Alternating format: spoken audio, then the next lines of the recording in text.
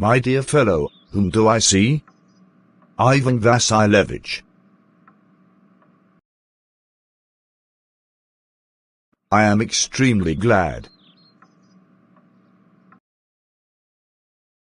Now this is a great surprise, my darling. How are you? Thank you.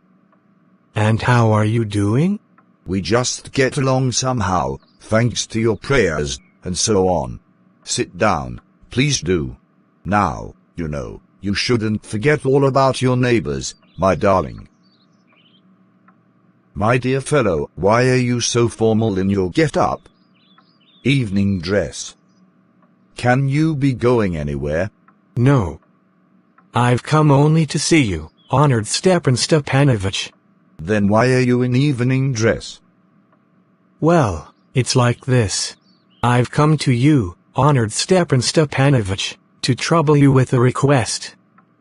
Not once or twice have I already had the privilege of applying to you for help, and you have always, so to speak. I am sorry, I am getting excited. I shall drink some water. He has come to borrow money. Shan't give him any. What is it, my beauty? You see, honored Stepanich. Sorry. Stepanovich. I mean, I'm awfully excited, as you will notice. In short, you alone can help me, though I don't deserve it, of course. And haven't any right to count on your assistance. Oh, don't go round and round. Spit it out. Well? One moment. The fact is, I've come to ask the hand of your daughter, Natalia Stepanovna, in marriage. Wow! Ivan Vassilevich. Say it again. I didn't hear it at all. I have the honor to ask the hand. I'm so glad, and so on. Yes, indeed. I've been hoping for it for a long time. It's been my continual desire. And I've always loved you, as if you were my own son. May God give you both, His help and His love, and so on, and so much hope. Why am I behaving in this idiotic way? I'm off my balance with joy, absolutely I am off my balance. I'll go and call Natasha, and all that. Why is Chupukov so delighted? Actually, Chupukov and Lomov, both are wealthy. If Chupukov's daughter married Lomov, this will make a bond between their family, and his business would get an advantage. Also, his daughter was already the age to get married. Do you think I may count on her consent? Consent, agreement. Of course, my darling. She's in love, she's like a lovesick cat, and so on. Shan't be long. Chupukov exits. It's cold. I'm trembling over, just as if I'd got an examination before me. The great thing is, I made my mind up. If I give myself time to think, to hesitate, to talk a lot, to look for real love, then I'll never get married. It's cold. Natalia Stepanovna is an excellent housekeeper, not bad looking, well educated. What more do I want? But I'm getting a noise in my ears from excitement. And it's impossible for me not to marry. In the first place, I'm already 35, a critical age, so to speak. In the second place, I ought to lead a quiet and regular life. I suffer from palpitations, I'm excitable and always getting awfully upset. At this very moment my lips are trembling. Palpitations, sensation of rapid heartbeat. And there is a twitch in my right eyebrow. But the worst of all, is how I sleep. I get into bed, and begin to sleep, when suddenly something in my left side gives a pull, and I can feel it in my shoulder and head. I jump up like an idiot, walk about a bit, and lie down again, but as soon as I begin to get off to sleep there's another pull. And this may happen 20 times. Natalia enters. Well, there. It's you, and Papa said. Go. There's a merchant come for his goods. How do you do, Ivan Vassilevich?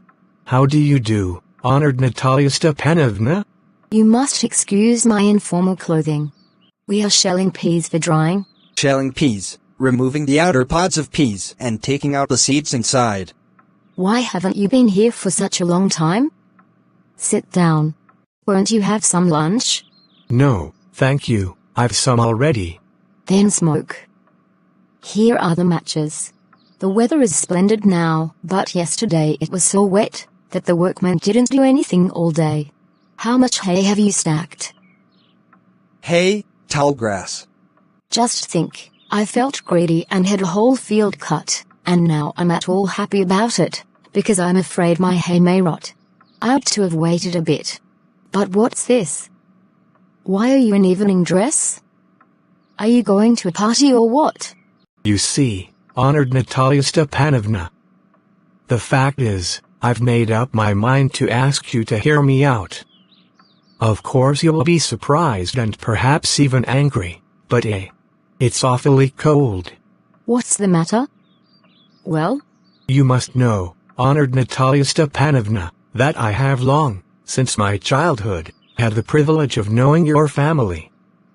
My late aunt and her husband, from whom I inherited my land, always had the greatest respect for your father and your late mother. The Lomovs and the Trebukovs have always had the most friendly regard for each other. And, as you know, my land is near yours. You will remember that my oxen meadows touch your birch woods. Meadow, grassland. Birchwood, a tree. Excuse me for interrupting you. You say, my oxen meadows, but are they yours? Yes, mine. What are you talking about? Oxen meadows are ours, not yours. No, mine. Well, I never knew that before. How do you make that out? I'm speaking of those oxen meadows, which are between your birch woods and the burnt marsh. Yes, they're ours. No, you're mistaken, honored Natalia Stepanovna, they're mine. How long have they been yours? As long as I can remember. Really? You won't get me to believe that. But you can see from the documents, honored Natalia Stepanovna. It's true that the oxen meadows were once the subject of dispute. You see, my aunt's grandmother allowed the peasants of your father's grandfather to use the meadows for free, forever. In exchange, the peasants were to make bricks for her. And because your father's grandfather's peasants had the free use of the meadows for 40 years, they had got into the habit of regarding them as their own. No, it isn't like that. Both my grandfather and great-grandfather believed that their land extended from the birchwoods to burnt marsh, which means that oxen meadows, between them, were ours. I don't see what there is to argue about. It's simply silly. I'll show you the documents, Natalia Stepanovna. No, you're simply joking, or making fun of me. What a surprise. We've had the land for nearly 300 years, and then we are suddenly told that it isn't ours. I can hardly believe my own ears. Meadows aren't worth much to me. They are only worth perhaps 300 rubles. But I can't stand unfairness. Say what you will, I can't stand unfairness. Rubles, currency unit of Russia. The peasants of your father's grandfather, as I have already had the honor of explaining to you, used to bake bricks for my aunt's grandmother. Now my aunt's grandmother, wishing to make— I can't understand about aunts and grandfathers and grandmothers. The meadows are ours, that's all.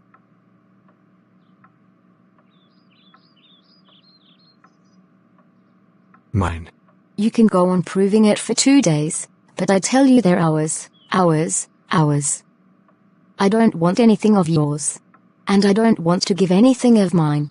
Natalia Stepanovna, I don't want the meadows, but I am acting on principle. If you like, I'll gift them to you. I can gift them to you, because they're mine. Your behavior, Ivan Vasilievich, is strange. We have always thought of you as a good neighbor, a friend. Last year we lent you our threshing machine, although because of that, we had to put off our own threshing till November, but you behaved to us, as if we were gypsies. Giving me my own land, gypsies, who don't have a land. No, really, that's not at all neighborly. In my opinion, it's even impudent, if you want to know. Impudent, disrespectful. Then you think that I'm a land grabber? Madam, never in my life have I grabbed anybody else's land, and I shan't allow anybody to accuse me of having done so. Oxen Meadows are mine. It's not true. They're ours. Mine. It's not true. I'll prove it. I'll send my mowers out to the meadows this very day. Mower, person who cuts grass. What? My mowers will be there this very day. I'll punish them. You dare? Oxen Meadows are mine. You understand? Please don't shout. You can shout yourself in your own house, but here I must ask you to control yourself. If it wasn't, madam, for this awful, excruciating palpitation, if my whole inside wasn't upset, I'd talk to you in a different way. Excruciating, painful. Oxen Meadows are mine. Ours. Mine. Ours. Mine. Ours. Mine. Ours. Mine. Ours. Mine. Ours. Mine. What's the matter? What are you shouting for? Papa, please tell this gentleman who owns Oxen Meadows, we or he? Darling, the meadows are ours. But, please, Stepan Stepanovich, how can they be yours? My aunt's grandmother gave the meadows for the temporary and free use of your grandfather's peasants. The peasants used the land for 40 years, and got habit to consider it as if it was their own, when it happened that... Excuse me, my precious. You forget just this, that the peasants didn't pay your grandmother, and all that, because the meadows were in dispute, and so on. And now everybody knows that they're ours. It means that you haven't seen the plan. I'll prove to you that they're mine. You won't prove it, my darling. I shall. Dear one, why yell like that? You won't prove anything just by yelling. I don't want anything of yours, and don't intend to give up what I have. Why should I? And you know, that if you propose to go on arguing about it, I'd much sooner give up the meadows to the peasants, than to you. I don't understand. How have you the right to give away somebody else's property? Young man, I'm not used to being spoken to in that tone of voice, and so on. I, young man, am twice your age, and ask you to speak to me with respect, and all that. No, you think I'm a fool. You call my land yours, and then you want me to talk to you calmly and politely. Good neighbors don't behave like that, Stepan Stepanovich. You're not a neighbor, you're a grabber. What's that? What did you say? Papa, send the mowers out to the meadows at once. What did you say, sir? Oxen Meadows are ours, and I shan't give them up, shan't give them up, shan't give them up. We'll see. I'll have the matter taken to court, and then I'll show you. To court? You can take it to court, and all that. You can. I know you. You're just to look for a chance to go to court. You pettifogger. All your people were like that. All of them. Pettifogger, a lawyer who deals with unimportant cases. Never mind about my people. The Lomofs have all been honorable people, and not one has ever been tried in court for embezzlement, like your grandfather. Embezzlement, stealing money that belongs to the business one works for. You Lomofs have had lunacy in your family, all of you. Lunacy, mental illness. All. Your grandfather was a drunkard, and your younger aunt, Nasta Samailovna, ran away with an architect, and so on. And your mother was humpbacked. Something pulling in my side. My head. Help. Water. Your father was a gambler. And there haven't been many backbiters to equal your aunt. Backbiter, who speaks bad things about a person. My left foot has gone to sleep. You're an intriguer. Intriguer, cheater. Oh, my heart. And it's an open secret that before the last elections, I can see stars. Where's my hat? It's low, it's dishonest, it's mean. And you're just a malicious, double-faced intriguer. Yes. My heart. Which way? Where's the door? Oh, I think I'm dying. My foot's quite numb. And don't set foot in my house again. Take it to court. We'll see. Lomov staggers out. Devil take him. What a rascal. What trust can one have in one's neighbors after that? Rascal, dishonest person. The villain. The scarecrow. The monster. First he takes our land, and then he has the audacity to abuse us. And that blind hen, that turnip ghost, has the disrespect to make a proposal, and so on. What?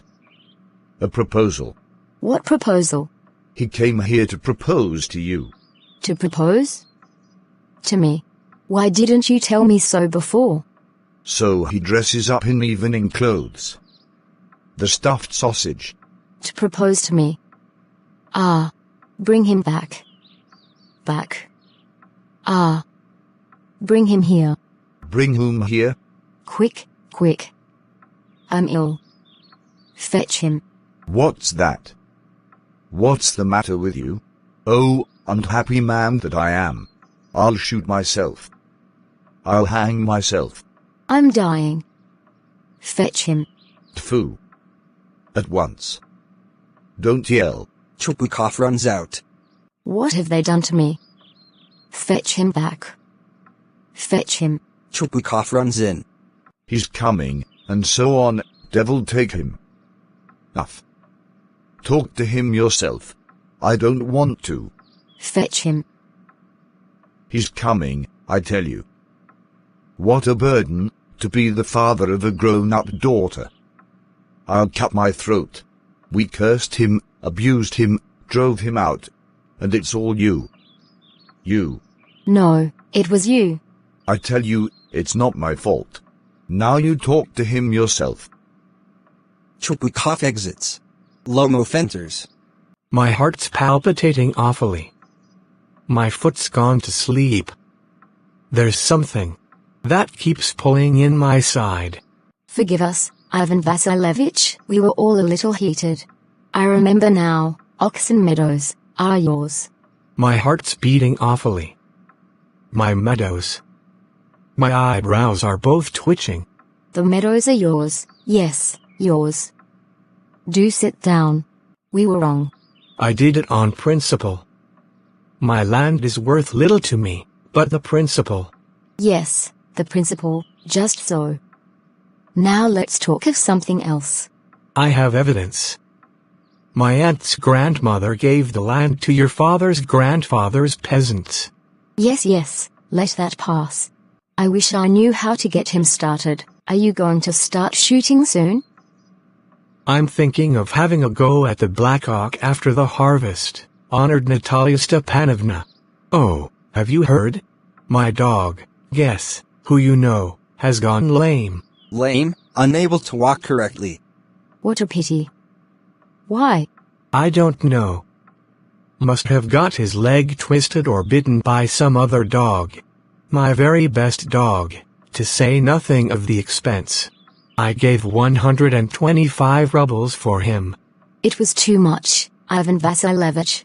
I think it was very cheap. He's a first-rate dog. Papa gave 85 rubles for his dog, Squeezer, and Squeezer is many times better than Guess.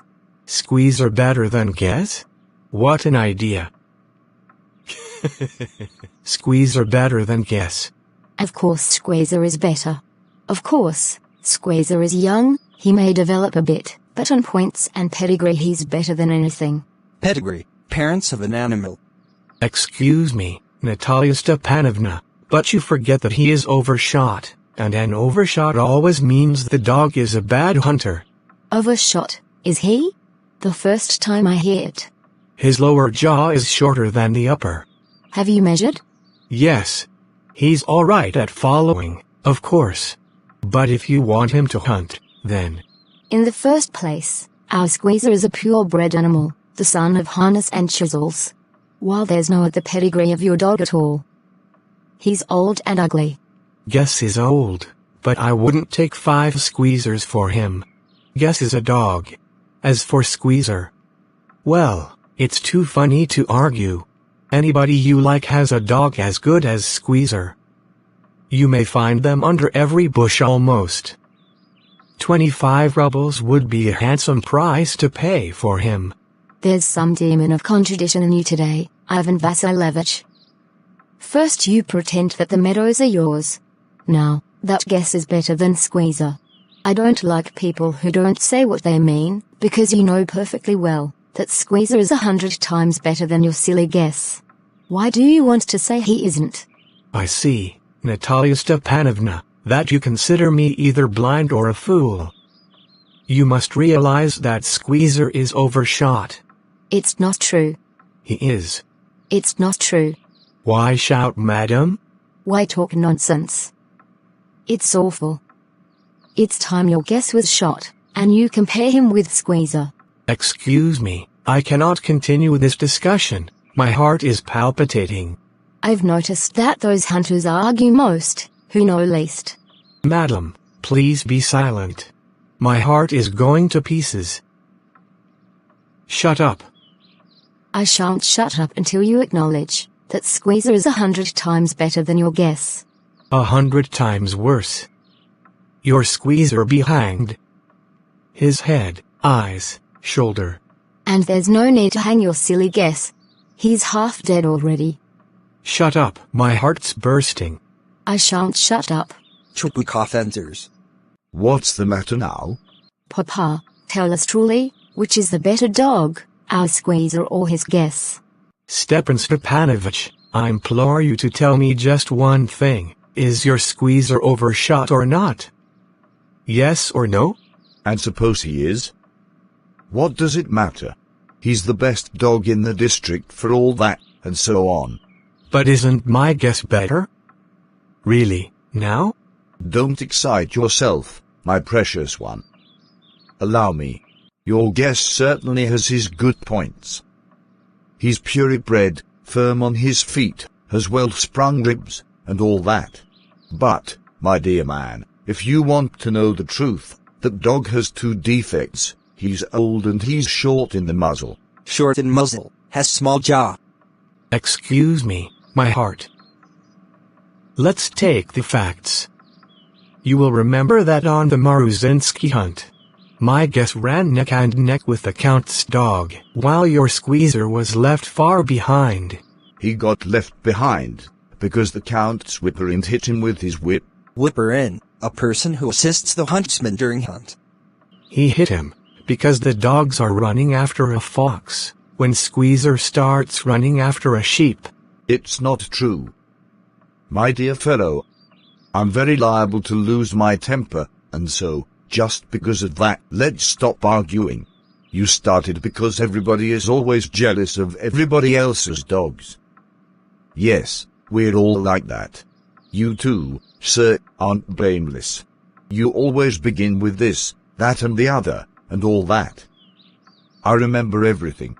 I remember too. I remember, too. What do you remember? My heart. My foot's gone to sleep. I can't. My heart. What sort of a hunter are you? You ought to go and lie on the kitchen oven and catch cockroaches, not go after foxes. My heart. Yes, really, what sort of a hunter are you, anyway? You ought to sit at home with your palpitations, and not go tracking animals. You could go hunting, but you only go to argue with people and interfere with their dogs and so on. Let's change the subject in case I lose my temper. You're not a hunter at all, anyway. And are you a hunter? You only go hunting to get in with the Count, and to intrigue.